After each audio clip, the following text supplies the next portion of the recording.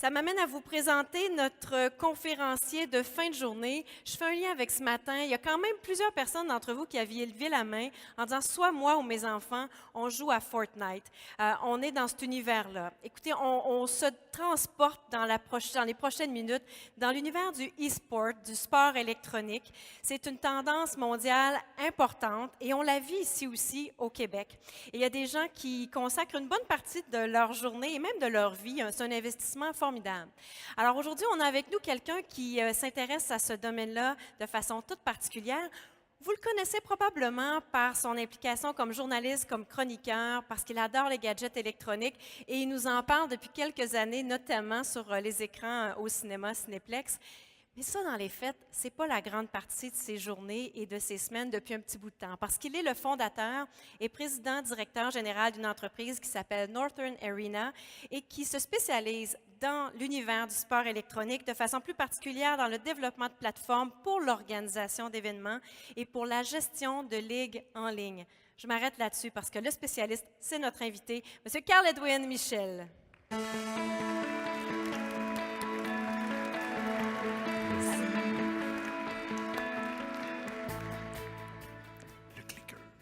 Bonjour, bonjour à tous.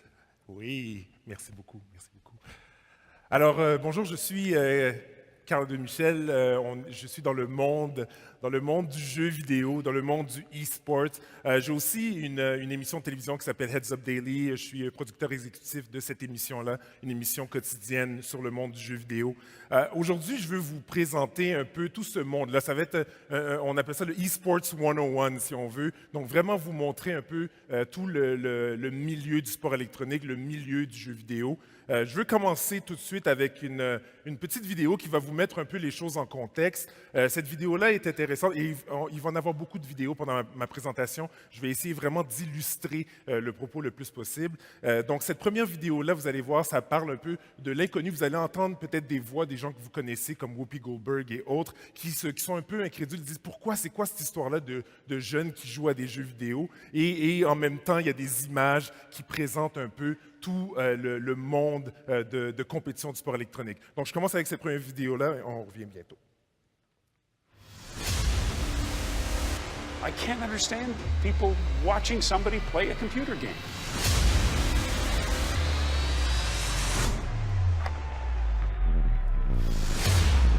It's still not a sport. It shouldn't be on a sports network. But I don't know if athlete is the right word.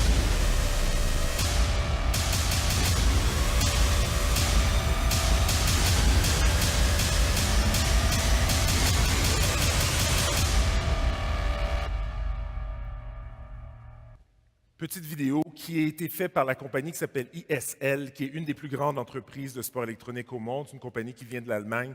Et nous, ici au Canada, il y a aussi beaucoup de sport électronique qui est peut-être un peu underground, mais je vais vous en parler un peu plus aujourd'hui. Aujourd'hui, je vais vous parler évidemment, c'est quoi le sport électronique, parce que c'est très important qu'on explique un peu le concept. Je vais vous parler aussi de plateformes de diffusion. On a eu une présentation un peu plus tôt ce matin, en fait, des gens de Amazon et de Twitch. Donc, on va en parler un peu plus. Et aussi, on va parler des défis techniques. Et qu'est-ce que ça prend pour faire un bel événement de sport électronique?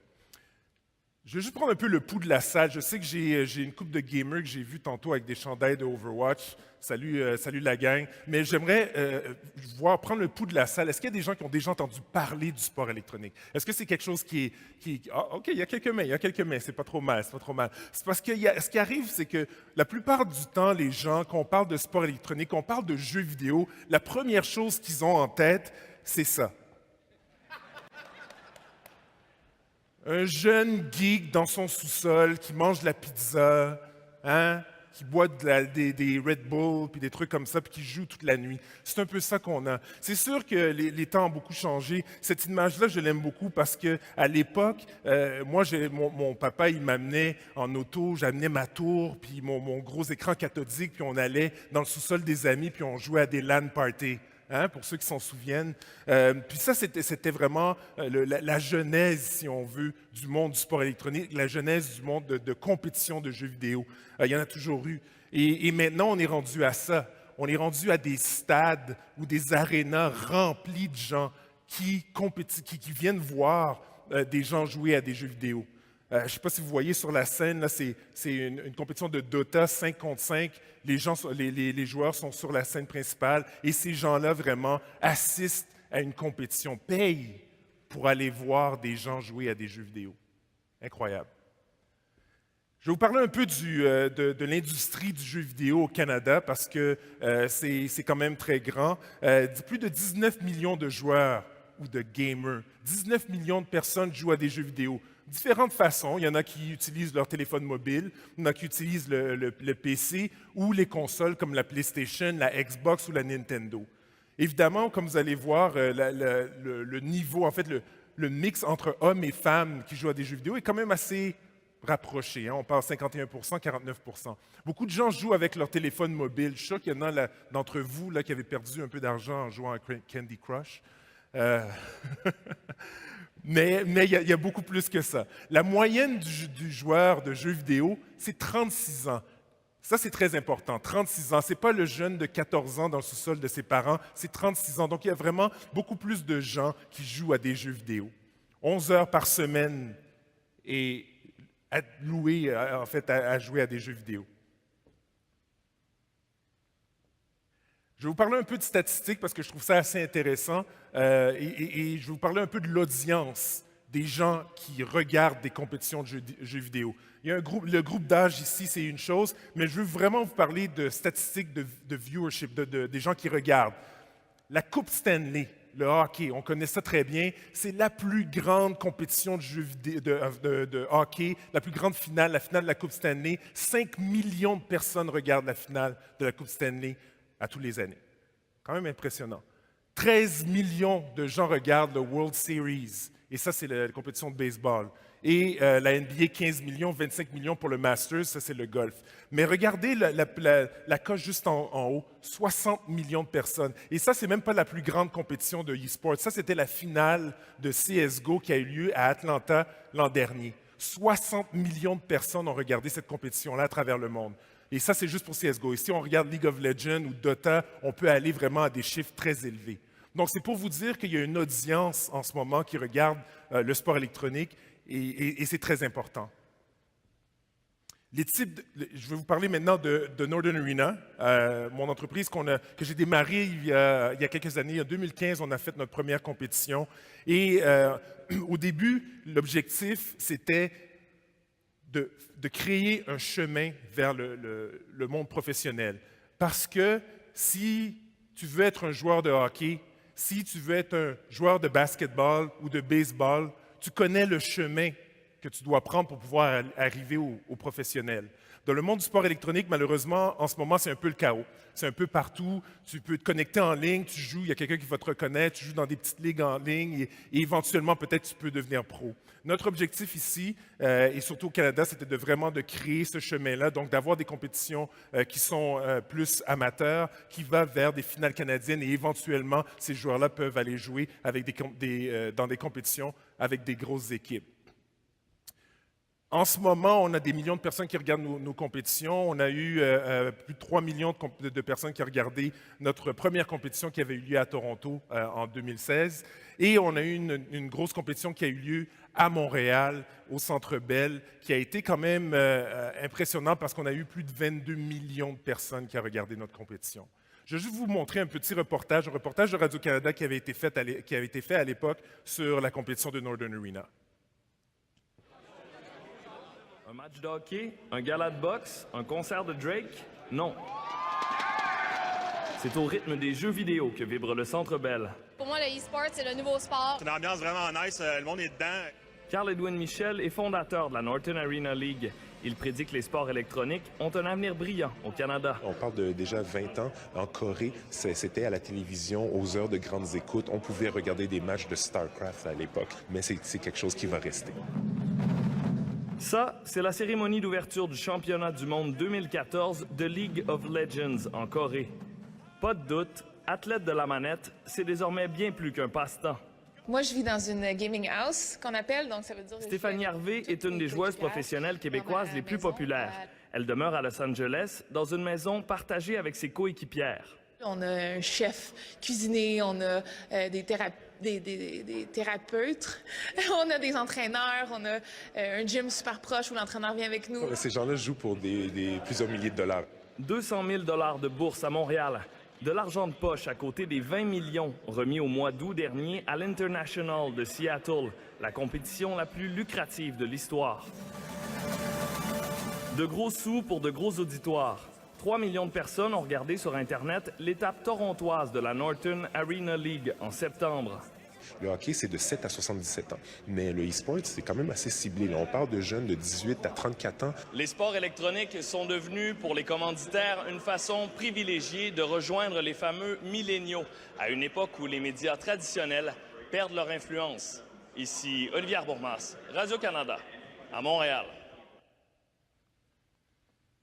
Donc, c'était notre grande compétition qu'on avait faite à l'époque. Mais il y a une chose qui est importante à comprendre en ce moment pour le monde du sport électronique, c'est que les équipes professionnelles peuvent être n'importe où dans le monde. On a des grandes équipes, par exemple, comme Cloud9, qui est une équipe américaine très connue. Et moi, je peux être à Montréal, Toronto, et être un fan de Cloud9, mais je peux aussi être en Chine et être un fan de Cloud9.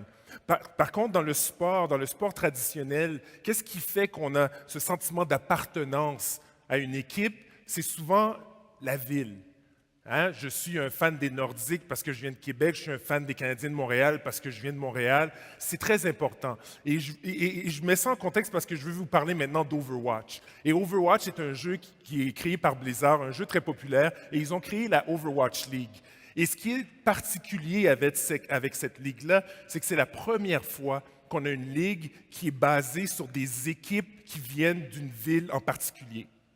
Donc, la première saison, il y a eu à peu près, en fait, il y a eu 8 équipes, et là, on est rendu à 20 équipes pour la prochaine saison, qui va commencer l'année prochaine, en 2019.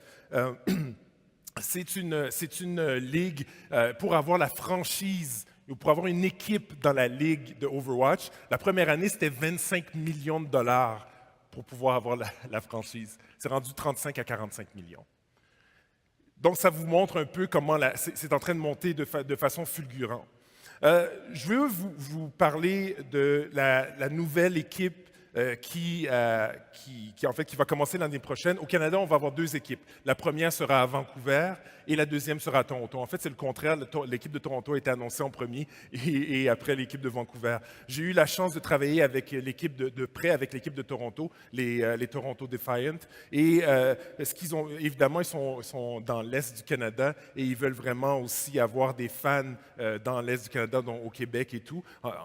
Éventuellement, il va y avoir une équipe à Montréal. Mais pour l'instant, c'est l'équipe de Toronto qui est la plus proche de l'Est. Et j'ai eu la chance de travailler avec eux pour le dévoilement de leur équipe. Je vais vous présenter cette vidéo-là. Vous allez entendre ma voix là-dessus. Mais vous allez voir un peu quel genre de vidéos, quel genre de choses qui se font quand on annonce une équipe d'Overwatch. Pendant longtemps, ils nous ont dit que notre ville n'avait pas d'âme. Ils nous ont appelés l'Hollywood du Nord, le petit New York, le rejeton des États-Unis. Et pendant longtemps, ils nous ont dit que notre jeu était médiocre, que nos athlètes n'étaient pas des athlètes, que notre ligue ne faisait pas partie des grandes ligues. Mais ça, c'était avant. Maintenant, tout change. On ne suit plus le lot, on le dirige. Maintenant, on n'essaie pas de s'intégrer, on reconnaît nos différences. Et maintenant, on ne recule plus, on se tient debout, unis.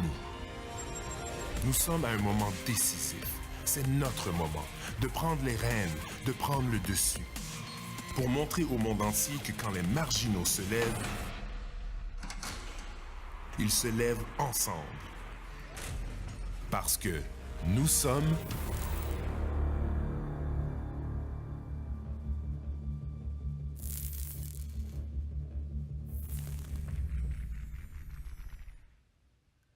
Donc, c'était l'annonce de l'Overwatch, l'équipe d'Overwatch de Toronto. Mais maintenant, je vais essayer je vais reculer un peu en arrière parce qu'il y a quelque chose d'important à comprendre avec le e-sports, c'est le phénomène Twitch. Mais avant même qu'on parle du phénomène Twitch, on va parler de Justin. Parce que Justin, et Justin Kahn que vous voyez ici, c'est le premier, lui et ses amis, qui ont créé cette plateforme qui s'appelait Justin.tv. On est en 2007, on commence à avoir des webcams, on a des connexions plus que 56K. Ouh, ça va bien.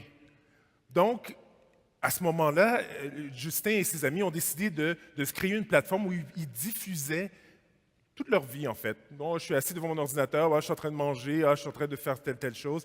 Et ça semblait un peu anodin, mais ça a parti quelque chose d'extraordinaire.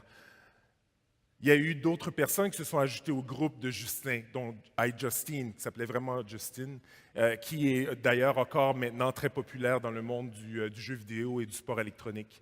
Et à ce moment-là, ils ont créé cette plateforme-là. Il y a eu beaucoup de gens qui commençaient à se connecter. Et en fait, ce qui est arrivé en 2011, et je mets cette image-là, c'est très important parce que c'est ça qui a changé un peu le cours des choses. Malheureusement, Justin.tv, sur le web, il commençait à avoir beaucoup de piratage. Les gens l'utilisaient pour regarder des films gratuits qui étaient encore en salle. Les gens l'utilisaient pour voir des matchs de la UFC. Et la UFC a décidé de mettre son pied à terre. Puis ils ont dit, c'est assez, vous nous fermez ça, sinon nous, on va vous actionner. À ce moment-là, les gens de chez Justin.tv essaient de trouver une façon de sauver l'entreprise. Et ils ont réalisé qu'il y avait un channel sur leur plateforme qui s'appelait Twitch, qui fonctionnait très, très bien. C'était des vidéos Let's Play. C'est quoi les vidéos Let's Play? C'est un gars qui est assis ou une fille qui est assise, qui joue à des jeux vidéo, puis qui est en train de montrer son gameplay, puis en train de parler, d'expliquer son expérience en train de jouer à des jeux vidéo. Ça fonctionne. Fait que là, ils se sont dit, OK, on va mettre l'accent là-dessus, on va pousser et changer le nom de la plateforme pour l'appeler Twitch. Twitch est la plateforme la plus importante dans le monde de jeux vidéo en ce moment. Pourquoi? Parce que c'est des millions de personnes qui regardent des gens à jouer à des jeux vidéo. Évidemment, Amazon a pris note. 1 milliard de dollars plus tard, Amazon est propriétaire de Twitch. Et c'est important parce que c'était une des plus grosses transactions dans notre monde. Nous, on est une gang de geeks, on joue à des jeux vidéo. Oh my God! C'était incroyable ce qui venait de se passer. Mais c'est très important, ça prouve qu'il y a vraiment un marché de ce côté-là. Je vais reculer un peu, et voilà, avant d'aller plus loin. Maintenant, je vous ai parlé beaucoup de e-sports du côté spectateur, donc des gens qui viennent s'asseoir, regarder des gens à jouer à des jeux vidéo. Maintenant, je vais vous parler d'un autre domaine dans le monde du e-sport, c'est les LAN parties. On en a parlé un peu plus tôt quand j'étais plus jeune, mon père m'amenait chez des amis avec mon gros ordinateur et on jouait à des jeux vidéo.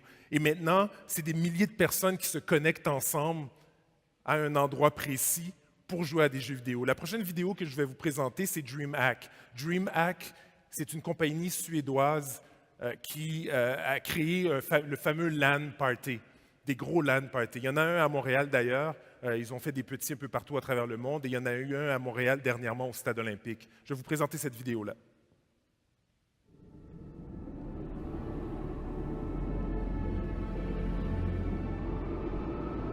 Winter in Sweden. Cold, dark, and dreary. Ideal conditions to stay inside.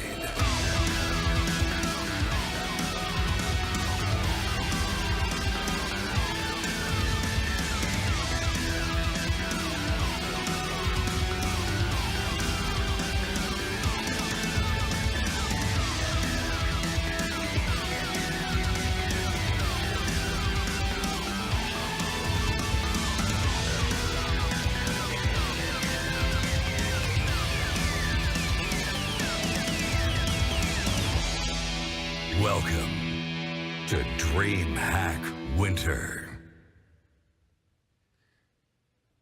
Ça, c'était DreamHack. Et comme je disais un peu plus tôt, c'est vraiment un événement. Ça se passe pendant un week-end. Ce sont des jeunes qui amènent leur ordinateur, se connectent. Et vous voyez l'image ici, là, ça en dit beaucoup. Ce sont tous des ordinateurs connectés en réseau. Et ils sont tous assis là et ils jouent à des jeux pendant tout le week-end. C'est un rave de geeks.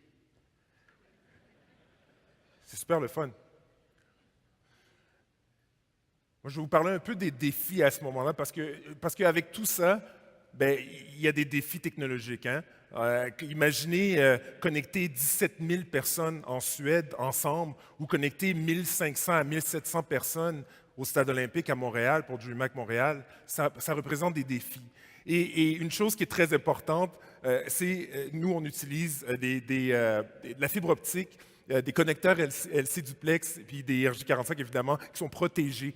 Pourquoi? Parce qu'évidemment, il y a beaucoup de gens qui marchent dans les allées. On ne veut pas que les câbles se déconnectent, parce que vous pouvez vous imaginer que si vous déconnectez un câble puis que le joueur qui est en plein milieu de sa game est déconnecté, ça ne va pas bien aller.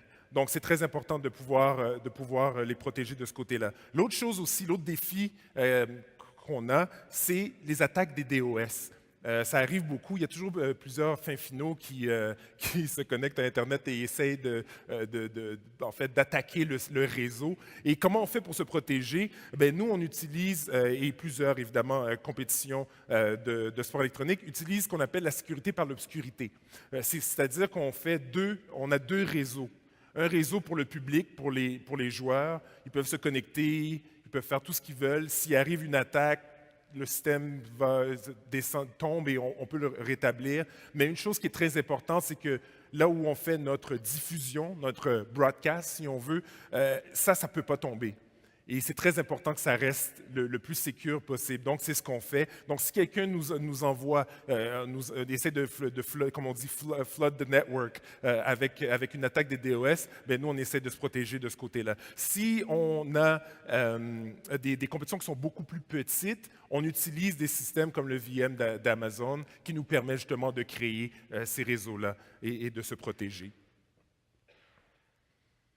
Une autre chose aussi très importante, et c'est encore la base de toute compétition de jeux vidéo, que ce soit un LAN, que ce soit une compétition en spectateur, la chose la plus importante, c'est notre bande passante. Je trouvais ça très intéressant. Ce matin, j'ai eu la présentation des gens qui faisaient le 5G. J'ai été les voir après. Je trouvais ça très, très bien parce que pour nous, c'est très important. Souvent, on fait des événements dans un endroit, puis c'est très beau. On se dit, OK, parfait, c'est là qu'on va s'installer. Puis finalement, on se rend compte qu'on a un défi pour la connexion Internet.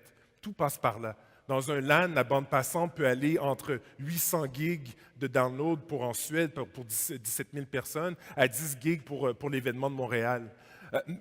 L'autre chose aussi très importante, c'est toute la diffusion en ligne. Évidemment, on a parlé de Twitch, mais il y a aussi d'autres plateformes. Hein? Il y a YouTube, il y a Facebook, Twitter. Et toutes ces plateformes-là nous demandent à peu près 8 megs d'upload. Donc, à peu près entre une trentaine et une cinquantaine de megs d'upload est important pour nous quand on fait de la diffusion en ligne, pour être capable de diffuser en 1080p, pour s'assurer qu'il n'y a pas de lag, pour s'assurer que les téléspectateurs, les gens qui regardent l'événement, n'aient pas un temps où ça lag ou que ça bug. Donc, ça, c'est très important. Je vais vous parler maintenant de l'intégration. Ça, c'est la partie, le fun que j'aime dans ce qu'on fait. C'est embellir ou améliorer ou rendre la compétition le plus intéressant possible pour les gens qui viennent y participer. C'est sûr qu'il y a des gens qui connaissent beaucoup le jeu et qui vont se dire « Ah oui, je comprends tout ce qui se passe, il n'y a pas de problème. » Mais il y a des gens qui commencent et qui s'intéressent à ces jeux-là. Et comment on fait pour s'assurer qu'ils ont une belle expérience pendant l'événement? On appelle ça chez nous l'intégration. Donc, ce qu'on fait, c'est qu'on travaille de très, très près avec les producteurs de jeux vidéo, les publishers, les Ubisoft de ce monde et autres. Et on leur dit, est-ce qu'on peut avoir accès à votre plateforme? Est-ce qu'on peut avoir accès au code? Souvent, ils ont des API. Des fois, ils n'en ont pas. Ils nous donnent accès au code directement. Ça, c'est cool. Puis là, à ce moment-là, on peut faire des choses intéressantes. C'est-à-dire, par exemple, une compétition de Counter-Strike. Okay? Counter-Strike, c'est 5 contre 5, des terroristes contre les contre-terroristes. Et par exemple, le terroriste veut déposer la bombe. La bombe a été plantée. Au moment où cet événement-là se passe, là, on peut allumer les lumières rouges un peu partout. On peut faire toutes sortes de choses qui rendent ça très intéressant. Donc, c'est un peu l'objectif. On travaille en back-end avec du Node.js. Donc, ça, c'est des langages de programmation avec lesquels on travaille pour pouvoir faire tout ça.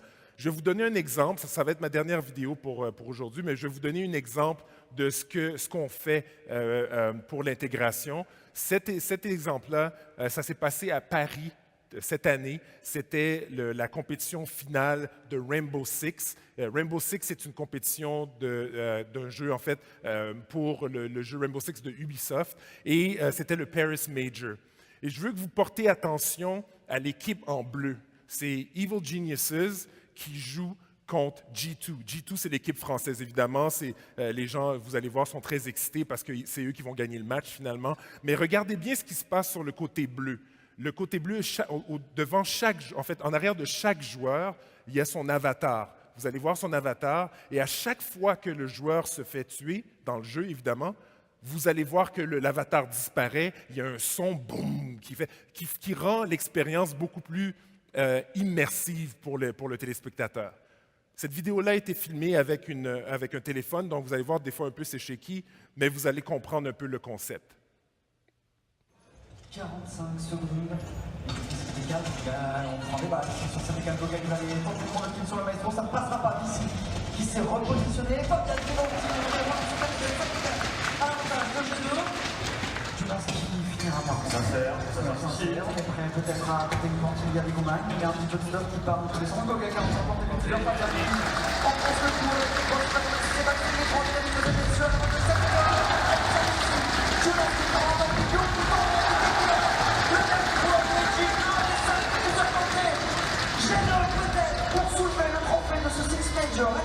En clutch, on est pour l'instant les balles. Les joueurs viennent de le diffuser. Déplanté trop le récupérer en un quelques achetés. Un des quatre.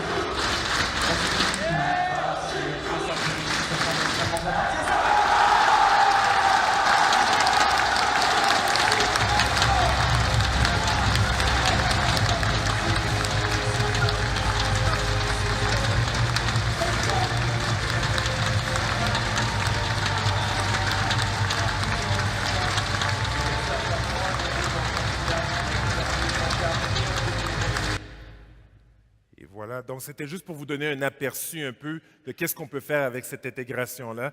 Évidemment, le sport électronique, c'est quelque chose qui vient de commencer au Canada. On va en voir de plus en plus, on va en entendre parler de plus en plus. C'est un environnement, une communauté qui va grandir. Il va y avoir beaucoup de gens qui vont trouver des emplois dans le monde des TI, et je pense que ça, c'est très important. Et aussi, évidemment, beaucoup de gens qui vont se divertir. Et j'espère que je vous ai donné un peu plus d'informations par rapport au sport électronique, ce que c'est. Et si vous êtes plus curieux, si vous avez des questions, vous pouvez me voir après la présentation et on pourra en parler. Je vous remercie beaucoup pour votre temps. Merci de m'avoir donné cette opportunité de vous parler du sport électronique.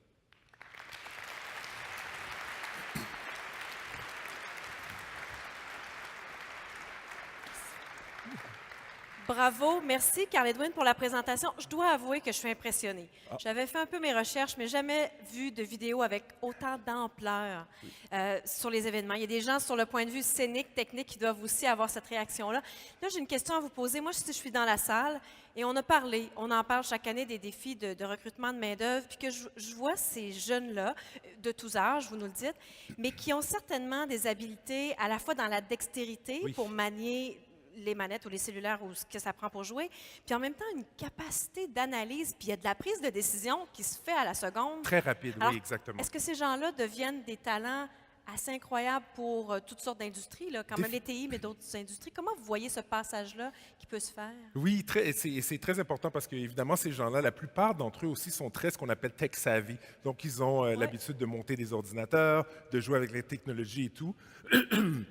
Désolé. Et donc, à ce moment-là, c'est plus simple pour eux de faire ce saut-là vers le monde des TI. Donc, moi, je pense qu'il y a un lien très facile à faire. Alors, il ne faut pas que ça reste underground. On veut les connaître, ces oui, talents-là. de plus en plus. Merci d'avoir été avec nous aujourd'hui pour la présentation. Carl Edwin, Michel.